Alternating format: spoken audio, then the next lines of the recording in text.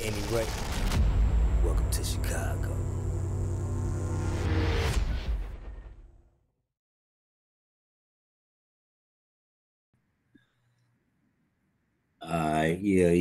Yeah. I had to spin the block again, man, one time for the one time, man. Oh my God.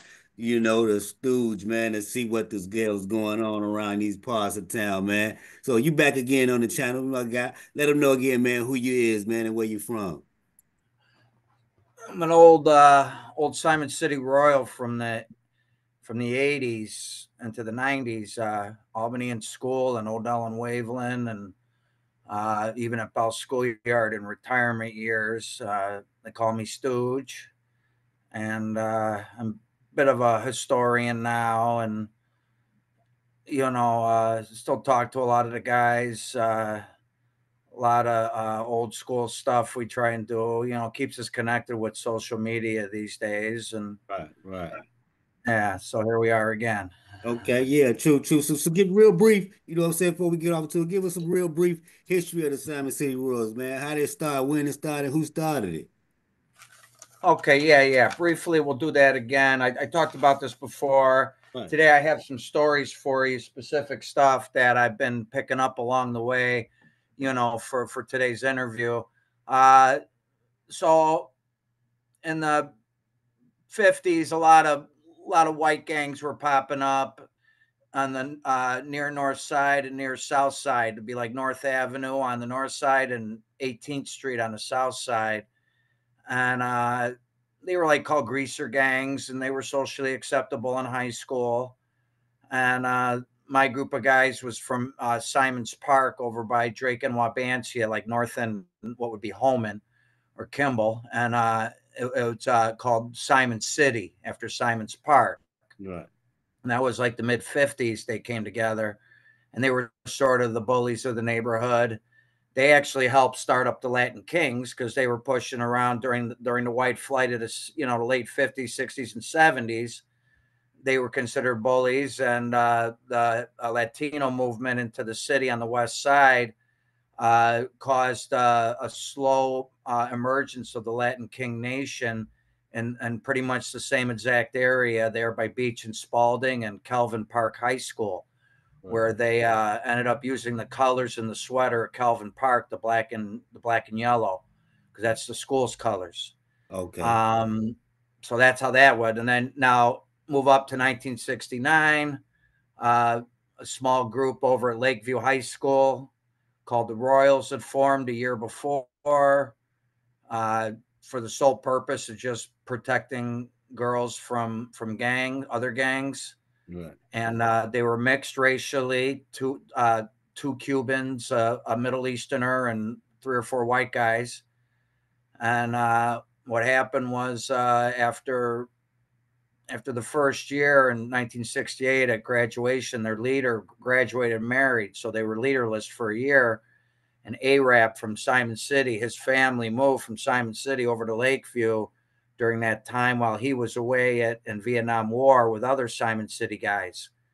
And when he came back, his little brother introduced him to these Royals that needed a new leader, and he was looking for new recruits, and it was a natural fit. And that's how Simon City Royals came together, and they became the fastest growing white gang on the north side in the 70s. Uh, they were the alternative to the white power gangs. They were considered racially inclusive. So Right. that was kind of unusual, and it caused us problems in the late 70s in jail when you had like the North So, Siders and all the white gangs protecting each other, so what was your regardless of. so what was Go y'all ahead. what was y'all relationships with the area brotherhood? Zero. Okay. Uh, so that's part of the problem is we didn't have a good relationship with that world. And so in the late 70s, it was decided that the Black Gangster Disciple was having trouble getting guns on the outside, and Royals were having trouble with protection on the inside. So this is one of my stories too. So a series of warehouse meetings on the south side went down at like 40th and Wentworth or something, Okay. and it was like all these folk gangs, like Harrison Gents were there, gangsters, but it was largely brought on by the Royals and the Black Disciples, and they met in his warehouse and to cut the deal that we would get them guns on the outside if they protect us on the inside. Now Right. the folks system was already a thing in prison with the Black Gangster Disciples, but it was not something on the outside. It was the Royals who suggested that we call it the folks on the outside, and they agreed. And that's when everything started forming, and all the alliances started falling into place. Right. Now, the one night where the big meeting went down, there was a couple of them, but there was one big meeting in particular that got raided. They surrounded the warehouse, and all these legends and stories would try and tell me that, oh yeah, but Todd Brewer got away and this person got away. No, it was all bullshit. Nobody got away. Everybody went to jail that night. It was bullshit charges like mob action or trespassing or something, but everybody went to jail because they had the place surrounded. There was only a few entrances, and the Northsiders had no idea where the fuck they were. So they all went to jail. It was all like nothing, but that's the real story on how the folks were formed. And then as a response, the Black Power Stones or Black P Stones responded and invited Latin King in like 1980 or 81 to come by them, sit in their throne, and merge the People Gang as a response. That's how I understand it from some pictures that I've seen in recent weeks and being told some stories by the people side of it. But it was definitely a response. And Okay. then basically in the next couple of years, you saw all the gangs in the city fall to one side or the other, True. south side, north side, with True. few exceptions. True that. Was putting in work a popular thing back then? Was that a mandatory thing back then? As a Simon City World to put in work? Uh, so for Royals, the leadership shifted in 1974 after they killed Arab. Arab was considered a big peacemaker. He was a badass. He was a war hero. It was martial art. It was a bad guy, but he brought allies together. There was a lot of allies going on in the early 70s with the Royals early on up in Lakeview because of him. The Deuces took him out in a cold, calculated, long range rifle, like scope shot, set up with a girl and a convertible and everything. It was terrible. Everything changed after that in 1974, and a man named Mike Brewer came in, Todd Brewer's older brother, and he changed the colors from black and light blue to black and royal blue. He filled the leadership void. He had been leader of a gang called the Aces. They sort of broke up and mostly flipped royal. They were kind of like the antithesis of the Deuces already, the Aces, the Deuces. So now everybody's royal, and these guys all are Golden Gloves boxers over at St. Andrew's Gym on the north side by Addison and Paulina. So he started making rules that to be a royal, you had to take fighting classes of some sort, boxing or some kind of martial arts or something. You Right. had to know how to handle yourself. Okay. So Okay. that was some of the rules coming up early on, and we were very organized by the time I came in the 80s, like no other white gang in the city actually. So the cops actually would put task forces out against us, and I would hear stories from the cops that they didn't do this like with the other white clubs. The Gaylords were all fighting. They were the largest white gang in the city, were the Gaylords, but they were fighting amongst each other through branches.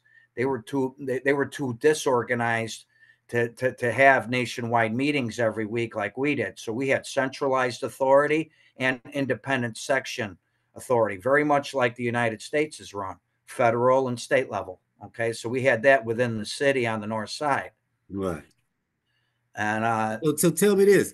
What would what what would drive the purpose to form a white gang? I mean, you know how people seem to tend to understand why black gangs are formed because of poverty, you know what I'm saying, living conditions, you know what I'm saying, how they grew up, you know what I'm saying, environment. What what created a white gang per okay, that's a good question. Um, Usually, stuff like this forms like early on. One of the earliest white gangs in the city are the C Notes. And the C casino? Notes are organized over by Ohio and Levitt, in Chicago and Western area, Chicago and Damon area. And that was an old Al Capone uh, neighborhood where a lot of his guys lived. and it was upper class Italian neighborhood. Right. Okay, and this is the 20s and 30s, and Chicago was famous for what? Gangsters. Now True. you can't tell me if I'm a young boy or an 80-year-old man who doesn't love to go see The Godfather or Goodfellas or one of those great gangster movies we all get into, right? I mean, gangsters, no matter what age, we are fascinated with that. Okay, so now you're young, you're full of hormones and angriness in a city, with all sorts of racial and cultural issues, with neighborhoods right next to each other that are all ethnically divided. Uh, how did gangs not form? It should be more the question. And they were socially acceptable in schools. That's when the whole sweater thing became a thing, because there were the school sweaters. And if you didn't join a sports club or a chess club or something, then you could get your own sweater though, but it had to be marked. Eventually, they started marking them with the shoulder chops and stuff, and that marked like a gang sweater, but it was still socially acceptable in high schools. So Right. now, it's just a natural thing. Boys together, they organize clubs. Men today, there's all sorts of organized clubs. Freemasons, Illuminati. There's all sorts of. Everybody wants to do that. Right. The Bike gang, clubs, a car street gang clubs. is no a street gang is no different than any government. Right. A street gang, a group of guys looks around the neighborhood. They assess their surroundings. They make connections. They draw borders. They, you know what I mean? They network to make connections. They defend. They fight. Rape, pillage, steal. Government, check, check, check. Start war. Make peace. Check, check. I mean, a gang is a microcosm of a government. Right. So speaking on gangs and clubs, have you ever heard of a cop police? I think he's from up north called Joseph Mendowski. Meganowski. He was the royal cop for a long time. That's actually one of my stories that I have. So that's a good He question. You was the brought him what? up. The royal cop. What do you mean by that? Okay, well, I'm going to tell you. All right, let's get into it. Okay, so one of the main leaders of Cos Park Royals in the '80s was a guy named John Yonkers. Rest in peace. He had a father who was a cop, and he knew Joe Mazanowski. This cop, Joe Mazanowski, was, he seemed like a good guy to us. He was real cool to us. He would bring he would bring us drugs, I think, and trade for us stuff. And I don't know. He looked out for Royals. And so one time, me and a few Royals and some Harrison gents went up to a snack shop on Belmont and Pulaski neighborhood by the Gaylords, and went in with golf clubs and took over the place and just sort of started beating everybody. And it was like something out of the movie Goodfellas. And it was daytime. It was like a weekday. They couldn't believe we did it. And then we got out of there. And the one main Gaylord there, Rocker, the one who wrote the book, he started tricking and naming all these names of guys that weren't even there. I mean, he just wanted certain Royals. He didn't know the Harrison Gents were there, and he didn't know all of us. So he just started naming names of who he wanted locked up for this. So Joe Mazanowski calls one of the guys he names, which is one of my main leaders, outlaw from Albany in school, and starts saying, I heard what you guys did. They couldn't believe it. The cops were like impressed with this hit. They were like laughing about it. And he's like, you were there, right? He's like, I don't know what you're talking about, because this guy really wasn't there. He was just one of the names that Rocker had named. Right. So he's telling him, no, I wasn't there. He goes, that's okay. What we're going to do is we're going to give them, you guys both the same court date, but we're going to tell them the court's over at Belmont and Western when it's really at Grand and Central. And so we went to court, and it got dismissed because the Gaylords didn't show up. So the cops took our side on that one. That was like one of the cool stories about that, what happened. But that So, was because of Joe Mazanowski. So what happened with him was he ended up getting much worse after us. He ended up getting tight with like much crazier downer gangs into Humboldt Park, and he's hiding people at his house, and he got in some deep shit. He's literally considered the most crooked cop in Chicago history. right. True that. True that. Yeah, his name ran across me. I heard he was like the gang chief of chiefs over the I MLD. don't know about that. I was told by Royals back then that he had an R on his arm, like he was an old Royal, but I never was able to confirm that. Right, right. Okay, okay. Well, that's a wild story right there, man. I mean, Yeah, that sure was. that's a story worth, you know what I'm saying, its own section. You know what I'm talking about? Oh, Joe, you know what I'm saying? What about, have you ever heard of the Dixie Mafia? What do you know I about that? sure have. I'm probably Okay. the one that told you about it in the past. Oh man. Those guys, they're probably the biggest Simon City Royal section in the country. I mean, they have like a lot of younger active men and stuff that go down there. That's basically the white crime ring down there is the Simon City Royals, and they call it Dixie Mafia. That's mostly Mississippi, a little bit of Louisiana, but that got raided. That got taken out a while, about 5-10 years ago, through alcohol, tobacco, and firearms. ATF agents came in with Operation No Pity and arrested 25 main guys, locked them up. Some serious shit down there. They started up a long time ago in the 80s. And Mm, when you're in Chicago, you don't even accept gangs that are in the suburbs, let alone another state. So right, they meant nothing to us back then. But today, now the way the gangs are now in Chicago, I mean, they got 1,000 corn-fed white boys down there, full-grown men. That would be like an army up here now. The right, Royals up here, yeah, we've got some minority sections here and there, and some sections here and there, but we're not like we used to be because Northside gangbanging's a moot issue. It doesn't exist anymore, and all our guys are older now and retired. We're not active anymore. We're just we stay connected through social media, and we have parties together. Reunions and stuff like any old high school. But most of our guys are ex-cons and stuff. They don't want any trouble, and they don't know the guys down south. They don't trust anybody. Everybody's old school. right, And the new guys today, everybody's all about new school stuff and social media and talking too much on Facebook, and that's a problem, right, and it makes it too easy. If cops really want to take anybody out, all I got to do is just go check somebody's social media for 10 minutes, and they got you. right. Definitely. True that, true that. You know? And like you said, you wanted to get into some story time. Well, let's go, drop some of that Simon City Royal stories for me, man. What you got for me, man? All right, I got some good ones here because I've been getting some good stories from an old royal that was there. Now, one of the biggest wars, misunderstood wars, and false stories told is how Capone from the Unknowns was killed. I think it was like the late 70s, around 79, 80. Prior to that, Southport and Fullerton Royals and Halstead and Wrightwood Unknowns were thick as thieves, tight as fuck, hung out together every day at the corners of Wrightwood and Wayne, right where a big Simon City Royal mural was. It was the big wall they used to protect 24/7 with a guy sleeping on a porch across from the alley with a gun. They had unknowns hanging out across the street in their cars.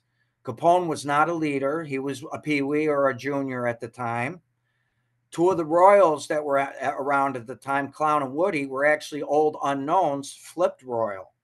So that's how tight everybody was. They were practically like Royal Unknown Nation over there for a while. So this was not a racial thing when Fender, one of the Fender brothers, uh, shot and killed Capone. He didn't, it was no meeting or anything like the story goes. It was just a summer day. Everybody was hanging out, and he didn't like Capone for something. It was something personal. Yeah, And he tried to get a peewee to go shoot him with a little pea shooter, like a small 22 or 25 semi-automatic. And they thought he was kidding or thought he was nuts. It was like, why would we do? No, just no.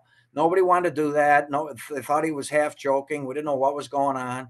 This was before my time, but this is how I heard it.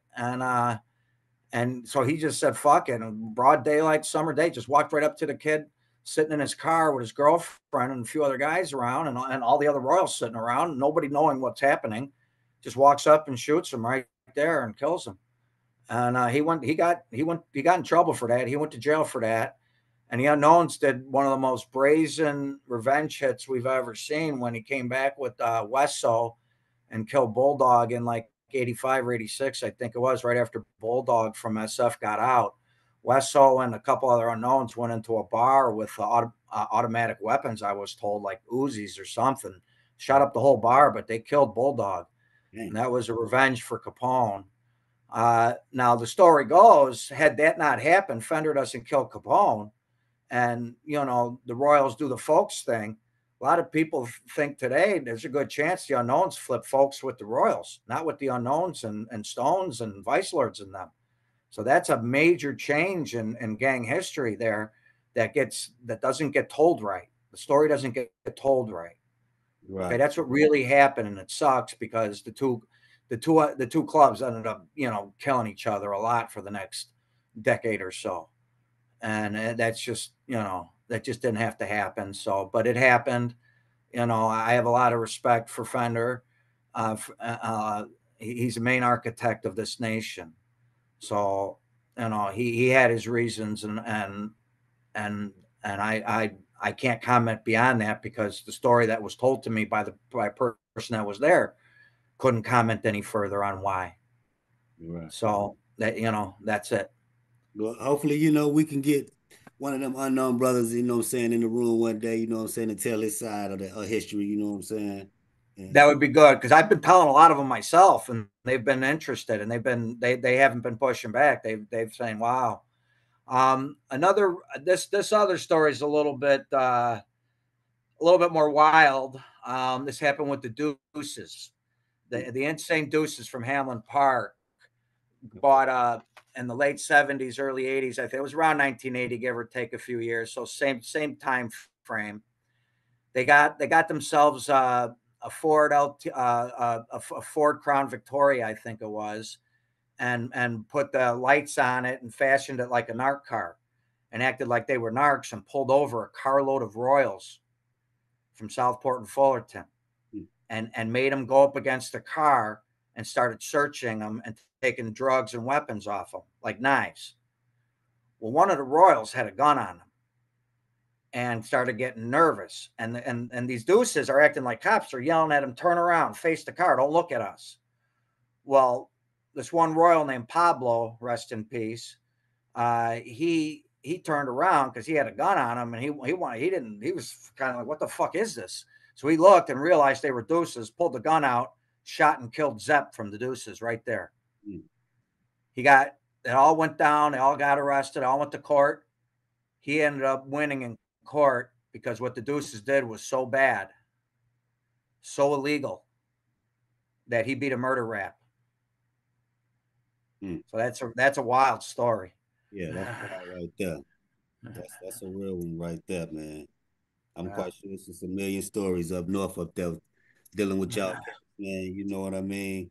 But let me ask you, do you think street organizations are important for the people, for the youth when they coming up? You feel it's important? I think they started out with the right idea. I think there was a time when a lot of it was to be upstanding kids in the neighborhood. Play sports. Maybe flag football or softball instead of the real sports in high school. That might not be for you, but I can have fun at the local park or something. But I think at one time there might have been like somewhat of a Boy Scout mentality. It comes and goes, and then other times it's the greasers versus the socias, like in the movie The Outsiders. But overall, I think it just seemed like every decade had to be worse than the decade before it. If 60s they were holding sweaters, the 70s and just fighting with their fists. In the 70s they were using chains and knives. In the 80s it's all guns. In the 90s it's automatic weapons. What is it now? Explosives. I don't know, but it just always seemed like by the time it came around the 90s, it got so crazy. There was so thuggery when they're telling me carjackings and shit like that, that this stuff had gone way wrong, way off. We were not like that in the 80s. That was not the kind of Right, crime we wanted to do. There right, was independent gangsters, but this terrorizing, innocent people and stuff, that was fucked up. And that's the direction it started going into in the 90s. And that's when I was done. I'd outgrown the shit, and I ended up getting hurt and stuff, and had to get paralyzed, and I was in the hospital, and changed my life. But man, I don't know if I could have lived like that anymore. I didn't want to be that person. Never wanted to be that. You know, Well, we ride this Christian cross that we all put up and everything. That symbol has meaning. And if you can't remember that, then I don't know what we're doing this for anymore, you know? right. Well, look, you know, like the Crips, they be having like they Crip Day, like the GDs had it, the GD Day, or they celebrate Larry's birthday, the BD, Yeah, they celebrate yeah. day. Do the Simon City Royals have a particular day that they celebrate every year, once a year? Like do they celebrate the leader or Simon City Royal Day, or you know what I'm saying? Mississippi has a whole week, but the nation as a whole has a day. It's June 18th. It's called our day, 6/18. It was chosen because that's the day directly in between Arab and Todd Brewer's birthdays. It also happens to be 18 is obviously the R, the 18th letter of the alphabet, and six obviously being the folks that we rode. So it made sense being a summer month.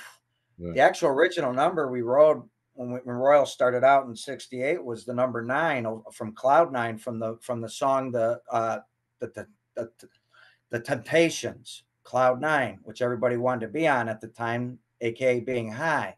right. But that never stuck. So pick a summer month where we can actually get together up in the north here and celebrate.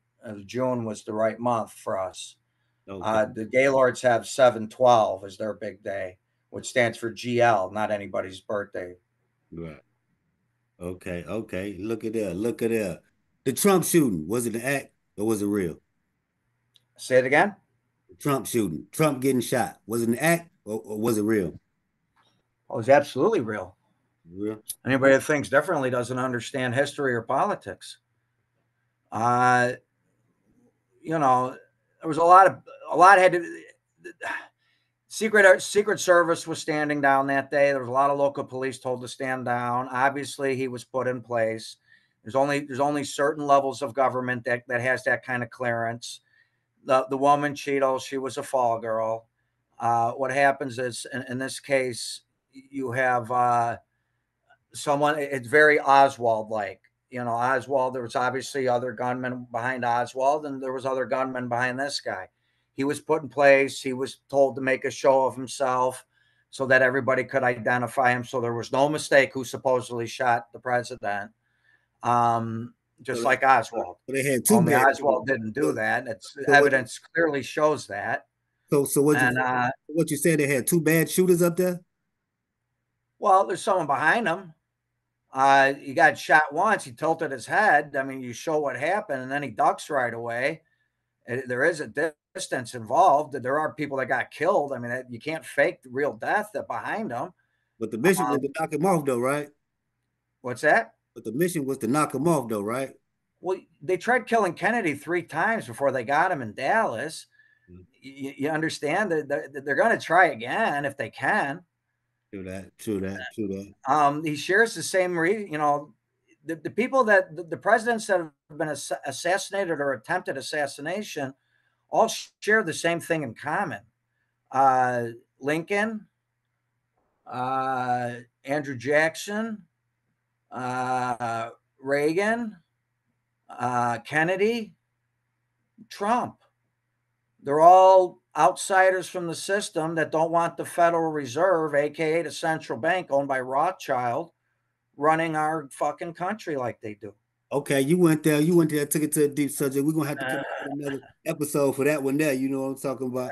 Okay. But look, your favorite villain. Who's your favorite villain from a comic or a movie, or your favorite villain of all time? Good question. Uh, I got to think about that. Well, off the top of my head, just because we were talking about it and because I share the same, I share some characteristics, I guess. I really liked in Goodfellas, we liked Henry Hill's character, Ray Liotta's character. I thought he was interesting, half Irish, half Italian. So he couldn't be a made man, yet he was completely trusted. Yeah, he ended up turning trick. That's what mobsters do. But I the stories and the way he was portrayed in the movie, I thought was pretty interesting. Um, Villains in history, I'm for the good guy. I don't have a lot of favorite villains. I maybe misunderstood types, but if we just pick it from uh, cultural history or lore, like the mobs and stuff, I got a kick out of him. Got a kick out of that movie. Okay, okay, for sure that, for sure that. And you know, I ain't gonna hold too much of your time, you know what I'm saying? 'Cause we definitely got a good one there. But look, something else crossed my path I just thought about. What you gotta say to the haters out there, man? The backbiters, man, from the last video that was talking, you know, they had a lot to say, man. You know what I'm saying? Oh, Scrooge ain't putting no work in, you know what I'm saying? Or he this or he that. You know what I'm saying? You know any of these cats, man? Uh, you know who I'm Well, talking I don't really pay attention to any of that because I know that just engages the ego. Um, working, I guess that means that I get locked up for half my life for doing a bunch of stupid shit after I, was an adult and broke my spinal cord in a skiing accident with another Royal. I mean, I don't know what to say to any of that, but the whole idea of joining a gang when you're young is to sort of survive the streets and then sort of grow up and get out of it. And this idea of being a criminal for life is not very smart. I think it makes bad choices. I right. think a lot of guys regret the choices they made, and a Right. lot of guys can pile on against somebody. Oh, he this, he that. Okay, well, yeah, I'm probably one of the more educated, old G's out there. My life changed drastically at an early age. Otherwise, I probably would have spent more time in criminal activities had I not been paralyzed at an early age and had the ability to do that kind of stuff still into my 20s and 30s. So that's what I tell them. Right, If, right, if, if it's me personally they're attacking, if it's gangs in general, well, you don't know. You weren't there. right, right. True that, true that, true that. Okay, okay. So tell me, you get further in life. Have you made it farther in life with street smarts or book smarts? Good question. If you can line up if you could line up alternative education outside mainstream colleges, the real stuff, the stuff that teaches you about credit history, how to buy a house, how to, what really happened in history, Tesla, who really are the bad guys in war, all that stuff, the truth about what Jesus was about, all that stuff. The real truth of education is part of street smarts. Then I pick street smarts any day as opposed to mainstream education smarts because that's an indoctrination system, especially now more so than ever. School is fucked up. They used to attack kids that didn't stay in school. If you're a dummy, a gang don't want you around. You're a liability. Most gangbangers are pretty fucking smart, street smart, and would be just as smart in school if they'd stayed. It just wasn't for them. Right, Okay, I ended up staying in school. I got kicked out of a lot of schools, but I never lost sight of the big picture because I wanted to graduate. right. So You know, so do you think the educational system is dumbing our kids down? absolutely. I have a master's degree in education, and I went and they told me how the future of education is going, and they also told me that yeah, you see a dumbing down, and our test scoring and stuff is going down over the decades, and this is Common Core and online learning is the direction of education. And I go, so wait a minute, you're telling me we're getting dumber, and you continue going with this way, and the old way we were smarter, and I want to stick to the old way, and you're telling me I'm wrong. Hmm. You understand now? Interesting. And you know what I'm saying? And before we close it out, man, you know what I'm saying? I'm quite sure I'm gonna get you back sometime in the future. But look, once you give a word, man, lead the people with something you want to lead the people with, you know what I'm saying? Whether you're talking to the youth or to the OGs, you know what I'm saying? Or the Simon City Royals, you know what I'm saying? Give us some words, man, we can be left with. Okay. you know, a lot of these OGs and stuff, a lot of these gangsters, these old guys that seem rough and gruff on the outside, they've had a mixed history. They had a tough life. They made a lot of bad decisions, did a lot of hard drugs, the city life. We've all done it. I've been a part of it too. I got a lot of scars, a lot of accidents and stuff. I've been shot at point blank range. I've seen a lot. About 5, 10 years ago, a couple of namesakes from two different gangs. They both had the same name, Robert Taylor from the Royals and Robert Taylor from the Gaylords. One was doing really great in life, had money, collection, wife, big home, great job. The other wasn't broke and had his own setup and everything, but was depressed, and then things weren't going as well. And they actually met up for some merchandise trading and collector dealing. And the royal one started telling him the story about how depressed he is and how he plans to kill himself one day if he doesn't get help, I guess. I don't know. But he said he's going to do it with wearing his royal sweater in his garage, lighting the thing on fire. And the Gaylord felt sorry for him and gave him more money than his merchandise was worth that day, and was hoping best of luck to him. Obviously, they weren't going to be best friends, but there was an interesting aspect that the Gaylord had told me about after the fact. I knew Robert Taylor, but he was older than me, and I wouldn't have had any impact on anything. Um, but my point is, 2 or 3 months later, he did exactly what he said he was going to do, Mm. and that was some serious depression. And he needed more, and we should have done more. And if you got friends right now going through this world is all suffering. You know, maybe try and bury the political shit for a minute and just check on your friends, Do that. people, folks. Really, is it really the enemy anymore? I mean, I know in the city and on the south side and Humboldt Park areas and stuff, there's still some stuff going on, but Latin King isn't my enemy anymore. My problems are much bigger.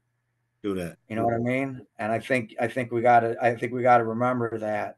And remember, we're all human. We all made mistakes. We can all do better. Good looking. Good looking. That was a real one. I appreciate you. And we gonna be back on you, man. Salute to you, Stooge. Hit you in a All minute. right, thanks, Paul. Yeah. Awesome. All right, man. Our love.